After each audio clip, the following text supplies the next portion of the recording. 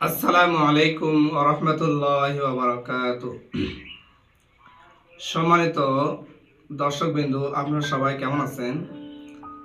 আশা করছি আল্লাহর অশেষ মেহেরবানিতে সবাই ভালো আছেন, আলহামদুলিল্লাহ।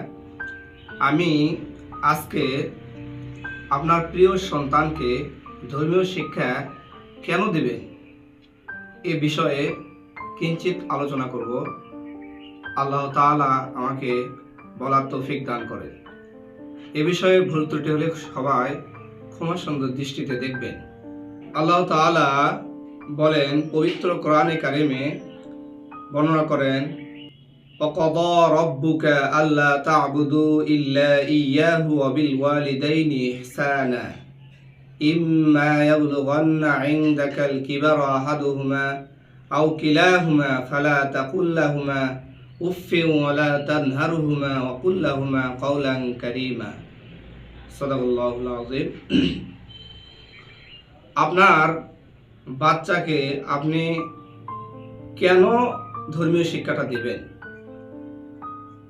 আপনার বাচ্চাকে আপনি বড় ইংলিশ মিডিয়াম স্কুলে ভর্তি করাচ্ছেন, সে সুন্দর ইংলিশ বলতে পারে।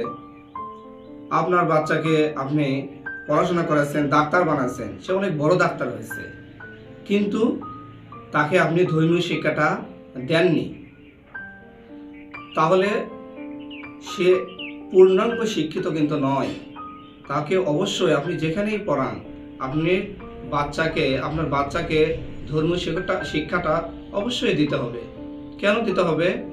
আপনার বাচ্চাকে যখন আপনি ধর্মীয় শিক্ষাটা দিবেন, তখন তার মধ্যে একটা আলোর সৃষ্টি হবে, যে আলোতে পৃথিবী আলোকিত হবে। আপনার মা বাবা আপনার মুখকে সে কি করবে?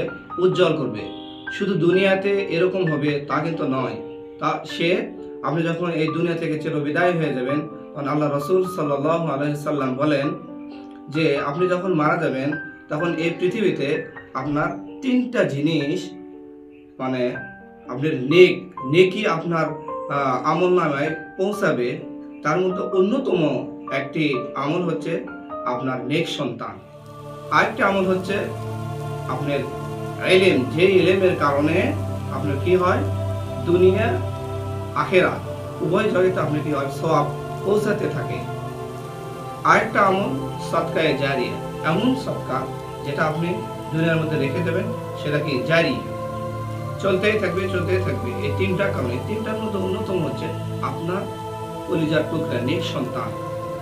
তো আপনার নেক সন্তান, আপনার কলিজার টুকরা, এটাকে আপনি এমন জায়গায় ভর্তি করাচ্ছেন যেখানে শুধু বাংলা, ইংরেজি আর সবকিছুই আপনি বাচ্চা সবকিছু সারা দুনিয়া শিখছে, কিন্তু ধর্মীয় শিক্ষাটা সে পায় না। ধর্মীয় শিক্ষাটা না পেলে কি হবে?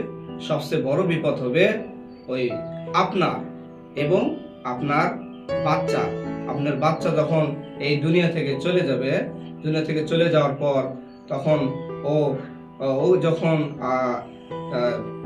আল্লাহর সামনে যখন সে দাঁড়াবে, সে অপরাধী হিসেবে যখন দাঁড়াবে, সে সর্বপ্রথম আপনাকে খুঁজবে। সে বলতে থাকবে যে নিয়ে আসো আমার ওই হতভাগা পিতা মাতাকে। সে কেন আমাকে ধর্মীয় শিক্ষাটা দেয়নি, ধর্মের জ্ঞান কেন দেয়নি? তাহলে সর্বপ্রথম আপনি ধরা খাবেন আপনি। সুতরাং অবশ্যই আপনার বাচ্চাকে আপনি যে শিক্ষাই দেন একাডেমিক শিক্ষার পাশাপাশি অবশ্যই আপনাকে ধর্মীয় শিক্ষাটা বাধ্যতামূলক দিতেই হবে। এতে কি হবে? সে দুনিয়ায় আলো জ্বালাবে, আপনার কবরে আলো জ্বালাবে। তার দিন, ধর্ম, আখিরাত এবং দুনিয়া উভয় জগতে সে সফল কাম হবে।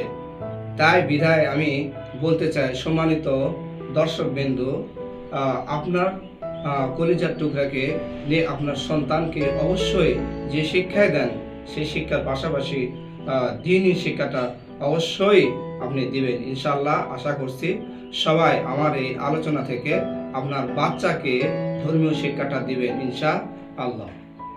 তো আজকে আমি বিদায় নিচ্ছি।